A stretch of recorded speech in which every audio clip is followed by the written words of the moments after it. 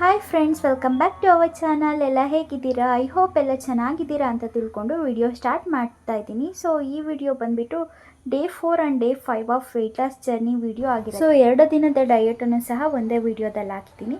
ಇವತ್ತು ಯಾವುದೇ detox drink ಆಗಲಿ ಹಾಗೆ ಮೆಂತೆಕಾಳು ನೀರಾಗಲಿ ಏನು ಕುಡಿಯೋಕ್ಕೆ ಹೋಗಲಿಲ್ಲ. ಯಾಕೆ ಅಂದರೆ ಇವತ್ತು ನಾವು ನಮ್ಮ ಅಕ್ಕನ ಮಗನ ನೋಡೋದಕ್ಕೆ ಅಂತ ಹೋಗ್ತಾ ಇದ್ದೀವಿ. ಸೊ ಅವನನ್ನು ಎಲ್ಲಿ ಅಂದರೆ ಕೊಣಂದೂರು ಅಂತ ತೀರ್ಥಹಳ್ಳಿ ಹತ್ರ ಇದೆಯಲ್ಲ, ಅಲ್ಲಿ ಹಾಸ್ಟೆಲಿಗೆ ಹಾಕಿದ್ದಾರೆ. ಸೊ ಹಾಗಾಗಿ ಅವನನ್ನು ನೋಡೋಣ ಅಂತ ಹೇಳ್ಬಿಟ್ಟು ಹೋಗ್ತಾ ಇದ್ದೀವಿ. ಹಾಗಾಗಿ ಇವತ್ತು ಟೈಮ್ ಆಗುತ್ತೆ ಅಂತೇಳಿ ಯಾವುದೇ ಡಿಟಾಕ್ಸ್ ಡ್ರಿಂಕ್ ತೊಗೊಂಡ್ಲಿ. ಕೆಲವೊಂದು ಸಲ ಹೀಗಾಗ್ಬಿಡುತ್ತೆ, ನಾವು ಎಲ್ಲೇ ಹೋಗೋದಾಗಲಿ ನಾವು ನೀಟಾಗಿ ಟೈಮ್ನ ಮೇಂಟೈನ್ ಮಾಡ್ಕೊಂಬಿಟ್ಟು ಅದೇ ಯಾವ್ಯಾವ ಟೈಮಿಗೆ ನಮ್ಮದು ಏನೇನು ರೂಟೀನ್ ಇರುತ್ತೆ ಸೊ ಅದನ್ನು ಕಂಪ್ಲೀಟ್ ಮಾಡ್ಕೋಬೇಕು. ಸೊ ಇವತ್ತು ಏನನ್ನು ತೊಗೊಂಡಿಲ್ಲ, ಎಲ್ಲ ಸ್ಕಿಪ್ ಆಗಿದೆ. ಹಾಗೆ ಇವತ್ತು ಡಯಟು ಕೂಡ ಅಷ್ಟು ನೀಟಾಗಿ ಹೋಗಿಲ್ಲ.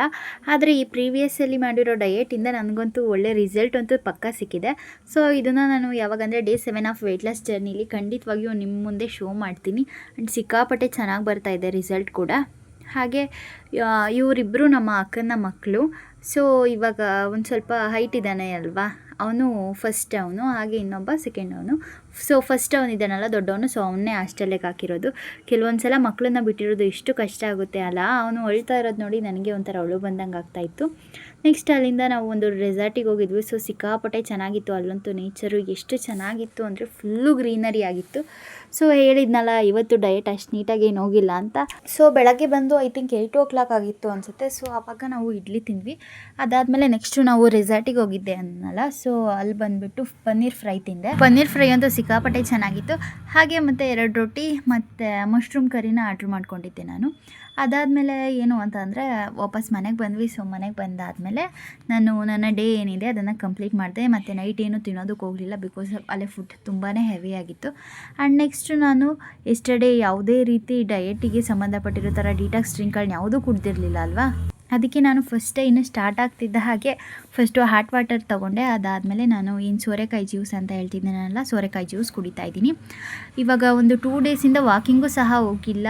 ಇವಾಗ ಹೇಳಿದ್ನಲ್ಲ ಎಲ್ಲಾದರೂ ಹೋಗಿ ಬಂದುಬಿಡ್ತೀವಿ ಅಂದರೆ ನಮ್ಮದು ಏನೋ ಒಂದು ಶೆಡ್ಯೂಲ್ ಇರುತ್ತೆ ಅಲ್ಲ, ಸೊ ಅದೇ ಫುಲ್ಲು ಚೇಂಜ್ ಆಗಿಬಿಡುತ್ತೆ.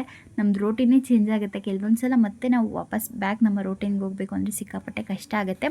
ಆ್ಯಂಡ್ ಮತ್ತು ಬೆಳಗ್ಗೆ ಏನು ಅಂತ ಅಂದರೆ ಟಿಫನ್ಗೆ ಗಿಣ್ಣು ಅಂತ ಹೇಳ್ತಾರಲ್ಲ, ನಮ್ಮ ಹಳ್ಳಿ ಕಡೆ ಎಲ್ಲ ಮಾಡ್ತೀವಿ. ಸೊ ಹಸು ಕರು ಹಾಕ್ದಾಗ ನಮ್ಮ ಹಳ್ಳಿ ಕಡೆಯಲ್ಲೆಲ್ಲ ಗಿಣ್ಣು ಮಾಡ್ತೀವಿ. ಅದಂತೂ ಸಿಕ್ಕಾಪಟ್ಟೆ ಚೆನ್ನಾಗಿತ್ತು. ನನ್ನ ತಮ್ಮ ಊರಿಂದ ತೊಗೊಂಡು ಬಂದಿದ್ದ ಅದನ್ನು ಗಿಣ್ಣು ಹಾಲನ್ನ. ಸೊ ನಮ್ಮ ಅತ್ತೆ ಮಾಡಿದರು. ಅದನ್ನು ತಿಂದ್ಬಿಟ್ಟು ಹಾಗೆ ಸ್ವಲ್ಪ ರೈಸ್ ತಿಂದಿದ್ದೆ. ಹಾಗೆ ನನ್ನ ತಮ್ಮ ಬಂದಿದ್ನಲ್ಲ, ಹಾಗಾಗಿ ಇವತ್ತು ಎಗ್ ರೈಸ್ ಮಾಡೋಣ ಅಂತ ಅಂದ್ಕೊಳ್ತಾ ಇದ್ದೀನಿ. ನಮಗೆ ವೆಜಿಟೇರಿಯನ್ಸ್ಗೆ ಹೇಗೆ ಅಂದರೆ ಎಗ್ ರೈಸ್ ಅಂದರೆ ಒಂಥರ ಸಿಕ್ಕಾಪಟ್ಟೆ, ನನಗಂತೂ ಇಷ್ಟ. ಯಾರಿಗಿಷ್ಟನೋ ಹೆಂಗೋ ಗೊತ್ತಿಲ್ಲ, ನನಗಿಷ್ಟ. ಸೊ ಎಗ್ ರೈಸ್ ಅಂದ್ರೇ ಏನೋ ಒಂಥರ ಸ್ಪೆಷಲ್ ಅನ್ನೋ ಥರ. ಕೆಲವರಿಗೆ ಹೇಗೆ ಅಂದರೆ ಅದು ಏನು ಸ್ಪೆಷಲ್ಲು ಅನಿಸುತ್ತೆ, ಬಟ್ ನನಗೆ ಅದು ಸ್ಪೆಷಲ್ಲು. ಹಾಗೆ ನನ್ನ ತಮ್ಮನ ಕೇಳಿದೆ ಏನು ಮಾಡೋದು ಅಂತ. ಅವನು ಎಗ್ ರೈಸ್ ಮಾಡಿಕೊಡು ಅಂತ ಅಂದ. ಸರಿ ಅಂತ ಹೇಳ್ಬಿಟ್ಟು ಇನ್ನೇನು ಎಗ್ ರೈಸ್ ಮಾಡೋಣ ಅಂತ ಅಂದ್ಕೊಂಡ್ವಿ. ಸೊ ಇವತ್ತು ಈ ವಿಡಿಯೋ ಮಾಡ್ತಾ ಇರೋದು ಅವನೇ ನೋಡಿ. ಅವನಿದ್ದಿದ್ರೆ ನಾನು ಆ್ಯಕ್ಚುಲಿ ಇದೊಂದು ಸ್ಟ್ಯಾಂಡ್ ಹಾಕಿದ್ನಲ್ಲ, ಸ್ಟ್ಯಾಂಡ್ ತರ್ತಾ ಇರಲಿಲ್ಲ, ಅವನೇ ವಿಡಿಯೋ ಮಾಡಿಕೊಡೋನು.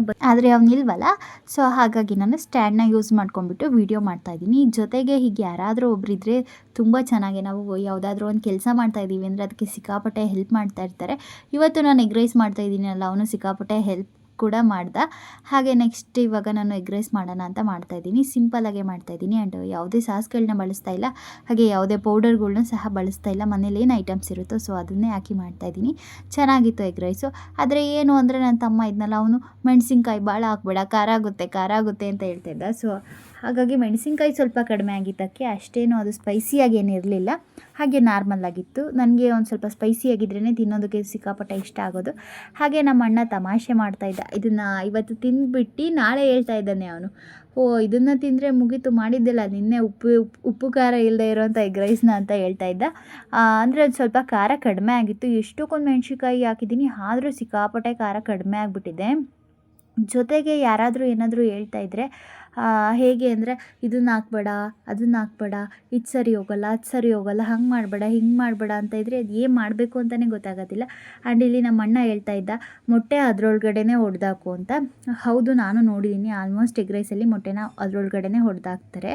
ಬಟ್ ನಾನು ಇಲ್ಲಿ ಲೋಟದಲ್ಲಿ ಏನಕ್ಕೆ ಹಾಕೊಂಡಿದ್ದೆ ಎಗ್ನ ಅಂದರೆ, ಎಲ್ಲೋ ನೋಡಿದ್ದೆ ಕೆಲವೊಂದು ಸಲ ಹಾಗೆ ಎಗ್ ವೈಟು ಹಾಗೆ ಅದ್ರ ಮೇಲ್ಗಡೆ ಯೆಲ್ಲೋ ಕಲರ್ ಇರುತ್ತಲ್ಲ, ಸೊ ಅದು ಬೇರೆ ಬೇರೆ ಆಗಿಬಿಡುತ್ತೆ. ಸೊ ಹೀಗೆ ಲೋಟದಲ್ಲಿ ಹಾಕ್ಕೊಂಡು ಎಲ್ಲ ಮಿಕ್ಸ್ ಮಾಡಿ ಹಾಕಿದರೆ ಎಲ್ಲದನ್ನು ನೀಟಾಗಿ ಮಿಕ್ಸ್ ಆಗುತ್ತೆ ಅಂತ ಹೇಳಿರೋದನ್ನ ಕೇಳಿದ್ದೆ. ಸೊ ಅದಕ್ಕೆ ಆ ಮೆಥಡಲ್ಲಿ ಮಾಡೋಣ ಅಂತಂದೆ.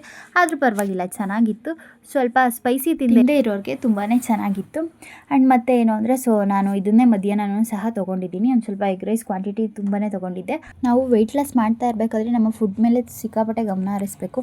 ಯಾಕಂದರೆ ನಾವು ಪೋರ್ಷನ್ ಕಂಟ್ರೋಲ್ ತೊಗೊಳ್ತಾ ಇದ್ದೀವ ಇಲ್ಲ ಅಂತ ಗಮನ ಹರಿಸಬೇಕು. ನಾವು ಯಾವುದೇ ಡಿಟಾಕ್ಸ್ ಡ್ರಿಂಕ್ ತೊಗೊಂಡ್ಲಿ, ಹಾಗೆ ವಾಕಿಂಗ್ ಮಾಡಲಿ, ಎಕ್ಸಸೈಸ್ ಮಾಡಲಿ, ನಮ್ಮದು ಫುಡ್ಡು ಲಿಮಿಟೇಷನ್ ಇಲ್ಲದೆ ಹಾಗೆ ತಿಂತಾ ಇದ್ದೀವಿ ಅಂದರೆ ಖಂಡಿತವಾಗಿಯೂ ಇದು ನಮ್ಮ ವೆಯ್ಟ್ ಲಾಸು ಆಗೋದು ತುಂಬಾ ಕಷ್ಟ ಆಗುತ್ತೆ. ಸೊ ನೀವು ನೋಡಿಬಿಟ್ಟು ತೊಗೊಳ್ಳಿ, ನಿಮಗೆ ಯಾವ ಟೈಮಿಗೆ ಏನು ತಿಂತಿದ್ದೀರಾ, ಅದರದ್ದು ಎಷ್ಟು ಕ್ವಾಂಟಿಟಿ ತೊಗೊಳ್ತಾ ಇದ್ದೀರಾ. ಇವಾಗ ಬೆಳಗ್ಗೆ ನೀವೊಂದು ಸ್ವಲ್ಪ ರೈಸ್ ಭಾಳ ತಿಂದಿದ್ರೆ ಸೊ ಇನ್ನು ನೈಟ್ ತನಕ ರೈಸ್ ತಿನ್ನೋಕೆ ಹೋಗ್ಬಿಡಿ, ಅಥವಾ ಅದ್ರ ಬದಲಾಗಿ ಬೇರೆ ಏನಾದರೂ ತೊಗೊಳ್ಳಿ. ಹಾಗೆ ನೀವು ಬೆಳಗ್ಗೆ ಏನೋ ರೈಸ್ ತಿಂದಿಲ್ಲ ಅಂದರೆ ಮಧ್ಯಾಹ್ನ ಅಥವಾ ಸಂಜೆನೋ ಸ್ವಲ್ಪ ಅಂದರೆ ಕ್ವಾಂಟಿಟಿ ಕಡಿಮೆ ಇರಲಿ, ಕಡಿಮೆ ತೊಗೊಂಬಿಟ್ಟು ರೈಸ್ನ ತೊಗೊಳ್ಳಿ. ಹಾಗೆ ನಾನಿಲ್ಲಿ ಇದು ಎಗ್ ರೈಸ್ ತಿಂದೆ ಅಂತ ಹೇಳಿದ್ನಲ್ಲ, ಚೆನ್ನಾಗಿ ಬಂದಿತ್ತು ಎಗ್ ರೈಸು. ಒಂದು ಸ್ವಲ್ಪ ಸ್ಪೈಸಿ ಕಡಿಮೆ ಆಗಿತ್ತು ಅಷ್ಟೇ. ಹಾಗೆ ನಾನು ಹೇಳ್ತಾ ಇದ್ದೆ ಅಲ್ವಾ, ವೆಯ್ಟ್ ಲಾಸ್ ಜರ್ನಿಲಿ ಒಂದೊಂದು ಅಭ್ಯಾಸಗಳನ್ನ ಒಂದೊಂದು ದಿನ ಇನ್ಕ್ಲೂಡ್ ಮಾಡ್ಕೊತಾ ಇದ್ದೀನಿ ಅಂತ. ಆದರೆ ಇವತ್ತು ಯಾವುದೇ ರೀತಿ ನ್ಯೂ ಥಿಂಗ್ನ ನನ್ನ ವೆಯ್ಟ್ ಲಾಸ್ ಜರ್ನಿಲಿ ಆ್ಯಡ್ ಮಾಡ್ಕೊಂಡಿಲ್ಲ. ಸೊ ಏನು ಅಂತ ಅಂದರೆ, ಅದೇ ಇವತ್ತು ತಿಳ್ಕೊಂಡಿದ್ದು ಇಷ್ಟೇ, ಪೋರ್ಷನ್ ಕಂಟ್ರೋಲ್ ಆಗಿ ಊಟ ಮಾಡಬೇಕು. ಕೆಲವೊಂದು ಸಲ ಆಸೆ ಕರ್ತ ತಿಂದುಬಿಡ್ತೀವಿ, ಚೆನ್ನಾಗಿದೆ ಅಂತ ಹೇಳ್ಬಿಟ್ಟು.